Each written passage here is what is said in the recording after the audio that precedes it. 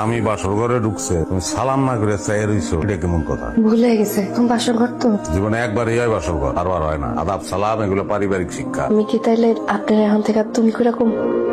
Pine মারা বুদ্ধি কেটা দিছে তোমার? আপনার নিচে নাম মনে দিব না। আমি স্বামী তার এক তুইব আজকে থেকে এই বাড়িতে যখন কাম শেষ আর আমার আরো কাম করবি।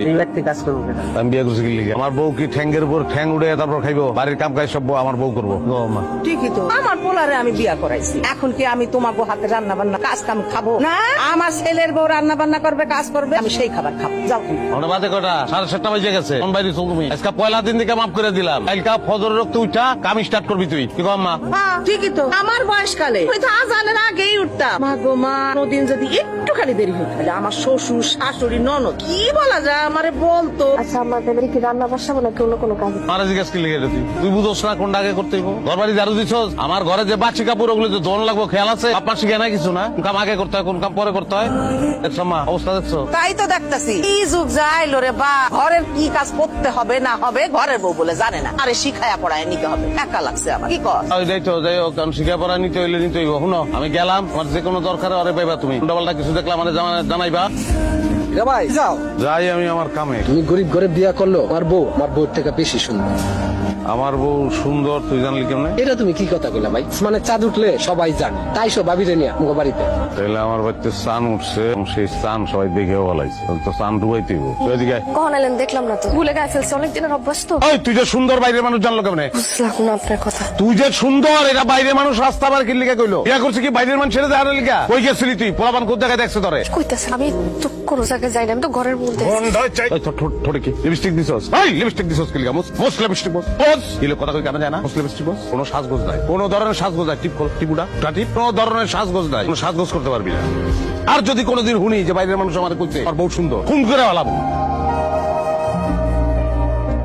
জামাই বাবাজি কি বাইরে যাচ্ছেন? আমি কই যাইতাছি এটা যে আপনি কি করবেন? আপনি কি মনে করে আইছেন? আমার তো এই সাবানা মামনি ছাড়া আর কোনো ছেলের সন্তান নাই যে নায়রে নিতে আসবো, তাই আমি নিজেই আপনাকে নিতে আইছি। যাইছেন ভালো করছেন, খাওয়া দাওয়া করে বিদায় হন। আপনার মাইয়া তো যাইতে পারবো না। কেন বাবাজি? আমগো সংসারটা তো দিন আনি দিন খাই সংসার না, অনেক বড় সংসার। 6 মণ ধান উঠে, এগুলোর ব্যবস্থা আর করতে হয়। আমার মা তো একলা পারে না, 2 দিন পর পর আমার বইনে আহে, আমার বোন জামাই আহে, পাতার আপ্যায়ন করতে হয়। পুরা সংসারটার দায়িত্ব ওর উপরে। এই দায়িত্ব ভালো যাইতে পারবো? আচ্ছা এইসব কথা তো পরেও কম যাবো। আব্বা এত দূর থেকে আইসো, আগে হাত মুখ ধোয়া খাওয়া দাওয়া করো, পরে কথা হইব। হ্যাঁ চলো। কাঠলার কদু বাইরে রেখে তার নিয়ে ঘরে যাও, আমরা এগুলো কেউ খাই না।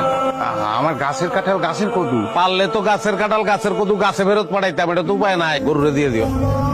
কেমন আছেন বিয়ান সাহেবা? আপনারা যেরকম রাখছেন সেরকম আমি আছি। খার মালিক তো আল্লাহ, আমরা কেমনি রাখি কন? আল্লাহর সাথে এখন হিল্লাও লাগে। আর আপনার মাইয়া হইতাছে সেই হিল্লা। জি। এখন তো আমরা বুড়া হয়ে গেছি, আপনার মাইয়া যেইভাবে চালাইবো আমার তো সেইভাবেই চলতে হইব।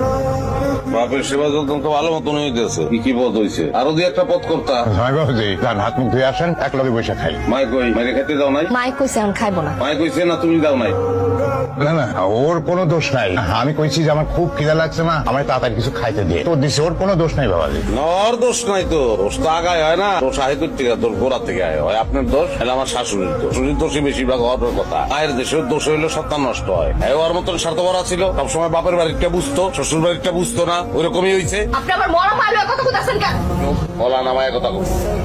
আমারে খাইতে দিছে দেখা তুমি আমার সামনে আমার মায়ের সর মারলা। আমি কি তোমার বাড়িতে খাইতে আইছি না থাকতে আইছি? করেন ওই কেমনে পারলো? আমার মায়ের না ডাক দিয়া আপনার 1 লাখ খাউন দিল, কেমনে পারলো এটা? আর আপনার এই কেমন বিবেক যে আপনি 1 লাখ খাইতেছেন? বিবেকের কথা কইতেছো না?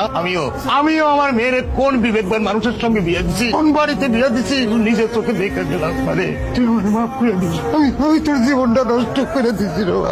এক মুহূর্ত আমি এ বাড়িতে থাকবো না রে বাবা।